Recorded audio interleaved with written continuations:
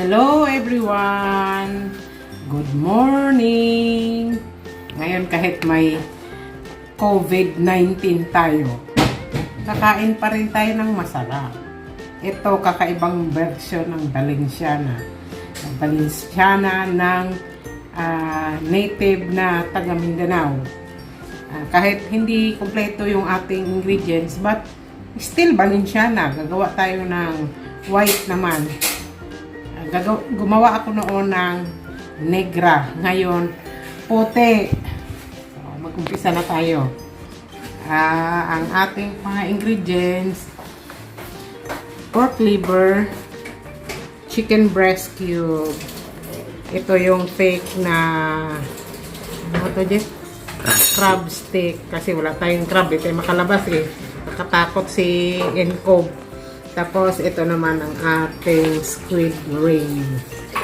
Then, we have the raisin, peas, green peas, ang ating onion mix, then, onion and garlic, then, red bell pepper. This one, we have already cooked half rice and half glutinous rice. We have here nor shrimp cubes, turmeric as our coloring, and a little bit of vinegar, salt, thyme, black pepper, canola oil, and sesame, and the patis. Mag-uumpisa na tayo, guys. Ang ating egg as our toppings. Set aside muna natin yan din. Ang importante sa lahat yung kalan. Kasi hindi natin malutuin pag walang kalan. Mag-add tayo ng ating oil. Kahit hindi pa siya mainit, lagay nyo ng ating onion para unti-unti mo siyang maluto na hindi siya sunog. The time na mainit na yung ating oil, ano na siya, malambot na siya, medyo luto na siya. Then add na natin yung ating garlic para hindi siya masunog. Kasi totally tatanggalin naman natin ito, guys. Tapos isa-isa natin lutuin yung ating mga recados, which is the meat na may meat. Hi, Baby Chow! Baby Chow! Kukunin ko si Baby Chow. Matapang kong doge. Hi, hi! Baby Chow! Pakis mo. Pag maluto yan, tanggalin natin siya. Balik natin siya dito sa plato. Then, lulutuin ko pa isa-isa yung ating mga sahog. Kaya ko ginanon, guys, kasi gusto ko lang magkaroon ng flavor yung ating oil doon sa ating mga isusuti. Pero mamaya ako pa ito tanggalin ko muna.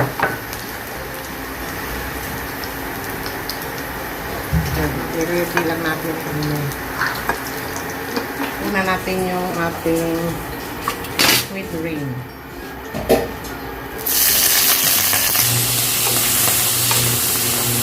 Para lang ito maluto siya. Kasi pangit ang squid ring na squid na na overcook. Magiging rubbery. So, siyempre i-season na rin ito kasi pangit naman hindi na-season yung ating tatawag para mamaya pag itapon natin siya,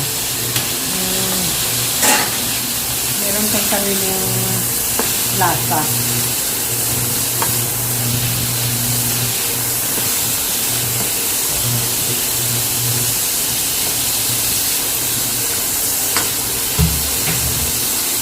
Hindi natin siya i-overcook kasi pag ma-overcook ang food ring, pangit. Nagda-dry.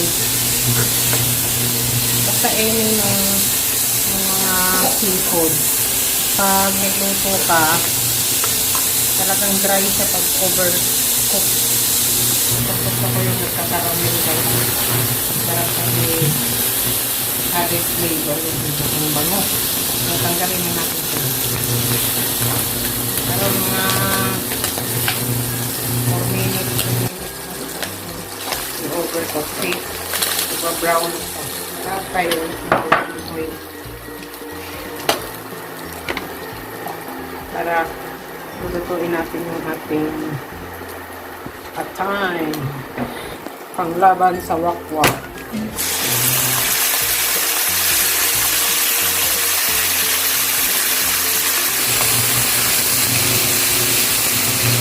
Itong atay. Mabisa kung kainin ngayon kasi tumataas ang ating red blood cells. So, magiging maayos ang ating immune system. Panlaban sa COVID-19.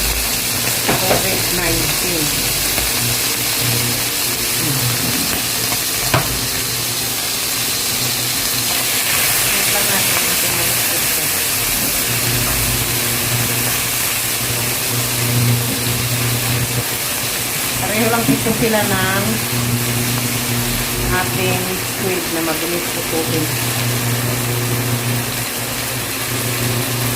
Sabi ng mga Amerikano kasi, pag daw ang atay niluto mo, nalulus yung flavor, its own flavor. Pagka-over na siya kasi tumigigas nga itong kapatid. Saka hindi mo siya gustong uya-uyain ito sa tigas-tigas.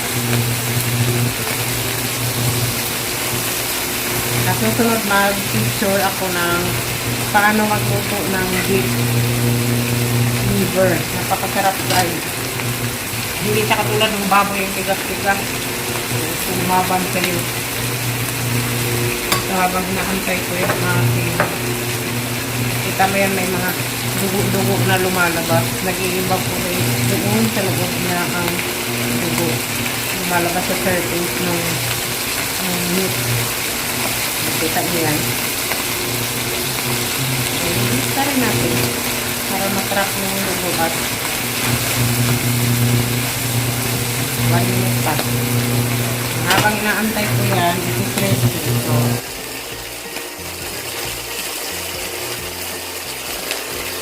Kasi wala tayong wala tayong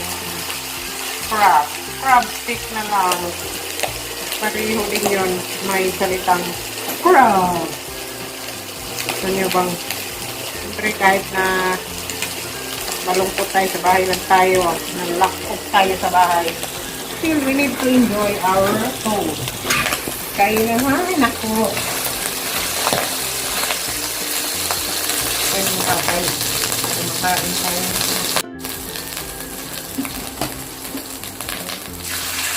Yun. Chicken breast.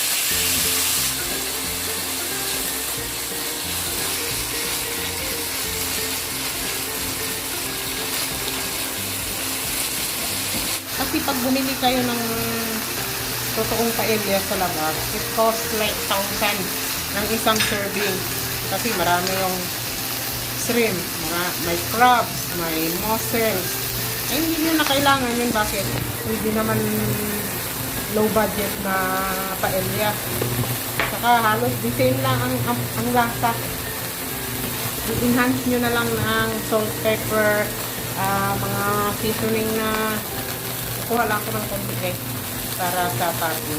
Pero ito isasama ko na dito sa pagtutupid. Balik ko na yung aking garlic at saka onion. Then after that, lalagay ko na itong aking lagay ako ng kunting water.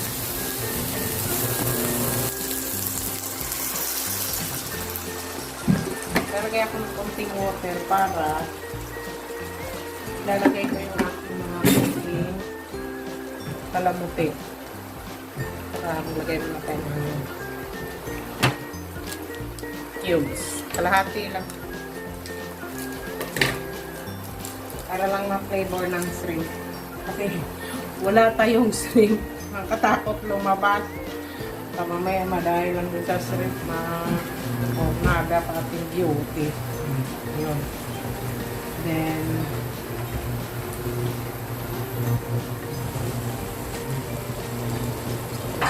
kasi luto na ito lahat, guys. Then we'll add our color, which is our turmeric, to make it yellow.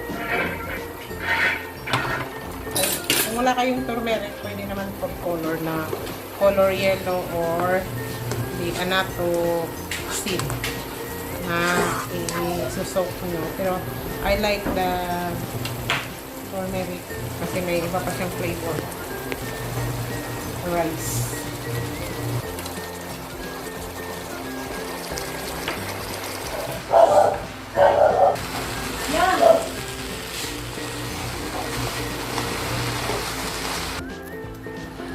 Guys,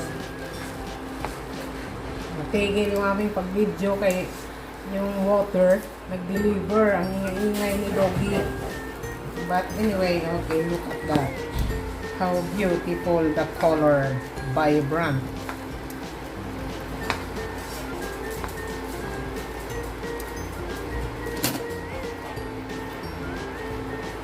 Ganda-ganda ng kulay ng turmeric.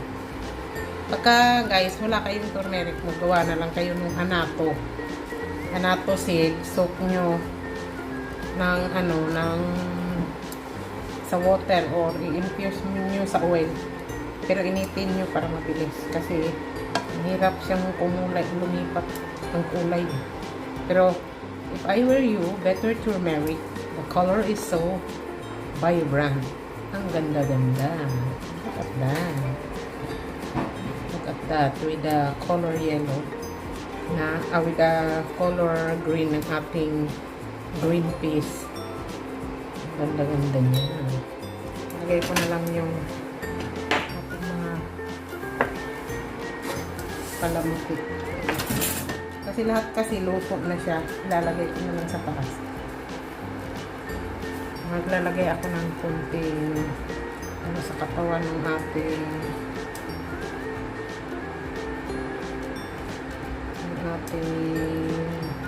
liver.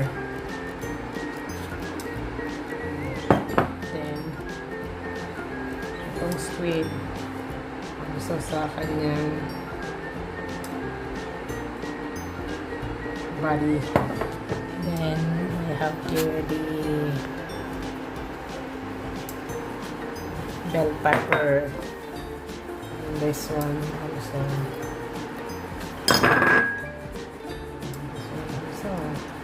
Kakahaluin natin ulit kasi meron naman tayong ready dyan para sa topping.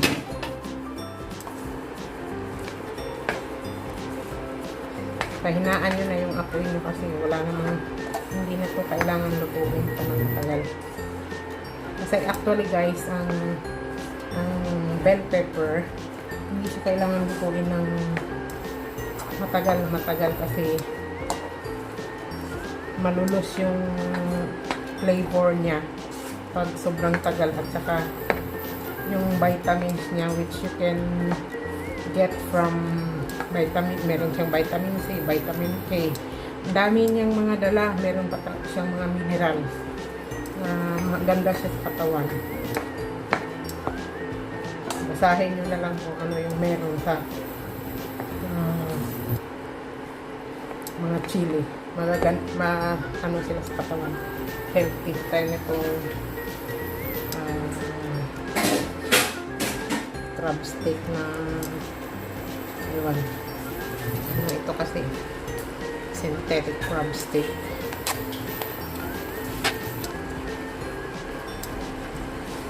Anyway, pang palamutik lang.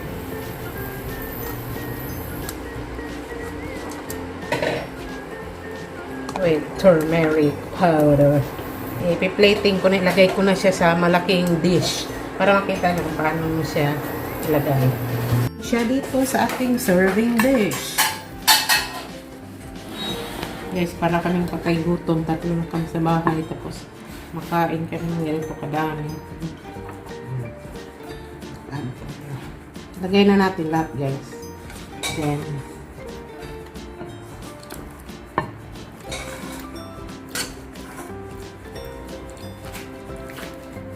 not done yet with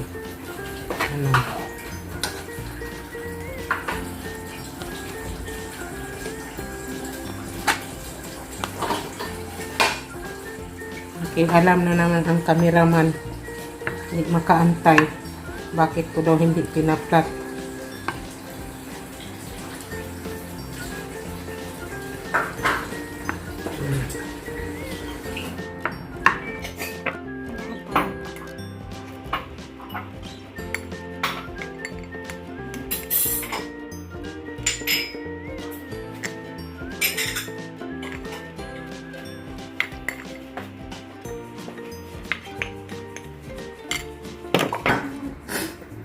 Or squid.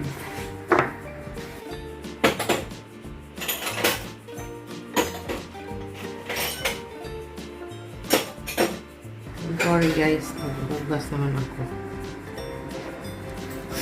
Sanitize myself.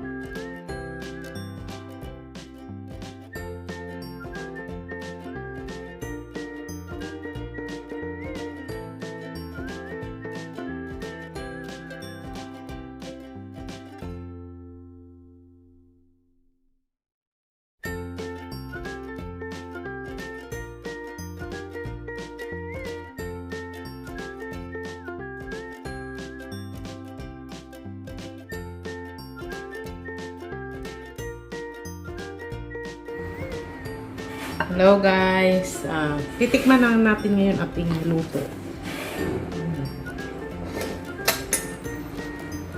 Tapos sa gilid.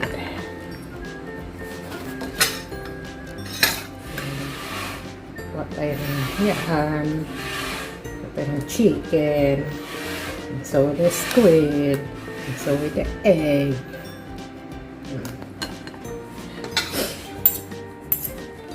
Try nyo to guys ha.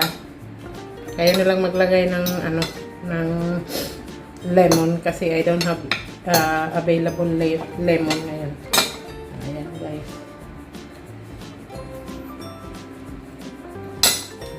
Wow, sarap. Try nyo to guys. Kunti lang naman ang gastos nito. Pasok sa budget nyo. At makakain na kayo ng paella at home. Kung hindi pa kayo nakasubscribe guys, please subscribe at pakishare na rin. Thank you. Bye.